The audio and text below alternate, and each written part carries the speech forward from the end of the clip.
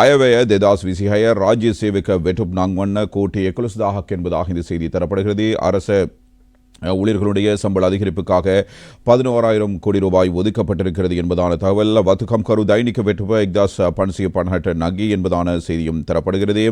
ரஜேனுத் திதாகை திசியக்க திரிதீமனாவக் என்பதாக இந்த தகவலை நாங்கள் இவ்வாறு அவதானிக்கலாம். ஒட்டுமொத்தமாக பார்க்க போகும் இடத்து மலையக தோட்ட தொழிலாளர்களுக்கு 400 ரூபாய் நாளொன்றுக்கு சம்பள அதிகரிப்பு இவ்வாறு வழங்கப்படுகிறது. அதனிடத்தில் மாணவர்களுக்கான புலமை பரிசில் வழங்கும் திட்டத்தில் மகப்புல திட்டத்தினூடாக 2,500 ரூபாய் மேலதிகமாக வழங்கப்படுவதான தீர்மானம் ஜனாதிபதியினால் அறிவிக்கப்பட்டிருக்கிறது. இதனோடு இணைந்ததாக இன்னும் பல விடயங்கள் இவ்வாறு லங்காதீப பத்திரிகையில் தரப்படுகின்றன. வீரகேசரி பத்திரிகை தன்னுடைய பிரதான தலைப்புச் செய்தியில் ஜனாதிபதியினால் குறிப்பிடப்பட்ட சில விடயங்களை மையப்படுத்தி இந்த தகவலை தந்திருக்கிறது. அந்த வகையில் தேசிய மக்கள் சக்தி அரசாங்கத்தின் 2026 ஆண்டுக்கான வரவு செலவு திட்டம் நேற்று ஜனாதிபதி அனுர்குமார் திசாநாயக்கவினால் பாராளுமன்றத்தில் முன்வைக்கப்பட்ட போது எவ்வாறான விடயங்கள் முன்வைக்கப்பட்டன என்பது குறித்தான தகவல்களை இவ்வாறு நாங்கள் அவதானிக்கலாம். எனவே பெருந்தோட்ட தொழிலாளர்களின் சம்பளத்தை 1,750 ரூபாவாக உயர்த்துவதற்கான யோசனை முன்வைக்கப்பட்டிருக்கிறது.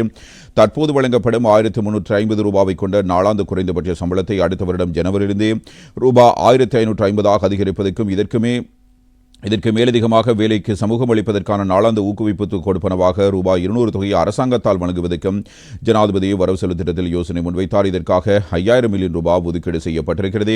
மேலும் அரசாங்க ஊழியர்களின் சம்பளம் தொடர்பாகவும் வரவு செலவு திட்டத்தில் உரையாற்றிய ஜனாதிபதி அனுர்குமார் திசாநாயக்க 2025 ஆண்டில் மேற்கொள்ளப்பட்ட சம்பள திருத்தங்களுக்கு அமைய 2ஆம் கட்டத்தை நடைமுறைப்படுத்துவதற்கு ரூபாய் 110 பில்லியன் ஒதுக்கீடு செய்யப்பட்டுள்ளதாகவும் அறிவித்திருக்கிறார். அதுக்கு சம்பள கொடுப்பனவை அனைத்து அரசு ஊழியர்களும் அடுத்த வருடம் ஜனவரி தொடக்கம் செலுத்துவதற்கு நடவடிக்கை எடுக்கப்படும். அத்துடன் 2020 ஆண்டுக்கு முன்னர் ஓய்வு பெற்றவர்களுடைய ஓய்வூதியங்கள் 2019 ஆண்டின் சம்பள கட்டமைப்பின் அடிப்படையில் திருத்தம் செய்யப்படும் என்றும் இந்த திருத்தப்பட்ட ஓய்வூதியத்தை அடுத்த வருடம் ஜூலை மாதம் முதல் செலுத்துவதற்கு ரூபாய் 20,000 பில்லியன் ஏற்கனவே ஒதுக்கீடு செய்யப்பட்டுள்ளதாகவும் ஜனாதிபதியினால் இவ்வாறு கூறப்படுகிறது. அதேபோன்று பல்கலைக்கழக மாணவர்களுக்கான மாதாந்த மகப்பலம் மற்றும் மாணவ உணவுத் தொகை கொடுப்பனவுகளை 2,500 ரூபாவால் அதிகரிப்பதற்கு யோசனை முன்வைக்கப்பட்டுள்ளதோடு அதற்கமைய மாதாந்த மகப்பல கொடுப்பனவு ரூபாய் 10,000 அதிகரிக்கப்படுகிறது.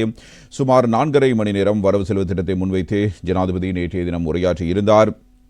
இந்த நிலையில் விவசாய அபிவிருத்திக்காக 1,700 மில்லியன் ரூபாவும் நீரியல் வள பகுதிகளை உள்ளடக்கிய சுற்றுலா தொழில்துறை அபிவிருத்திக்காக 3,500 மில்லியன் ரூபாவும் ஒதுக்கிடப்படும். உள்ளக விமான சேவைகளை விரிவுபடுத்த அவதானம் செலுத்தப்பட்டுள்ளதோடு கட்டுநாயக்க விமான நிலையத்தை விரிவுபடுத்தும் வேலை திட்டத்தை அடுத்த வருடம் ஆரம்பிப்பதற்கும் நடவடிக்கை எடுக்கப்படும்.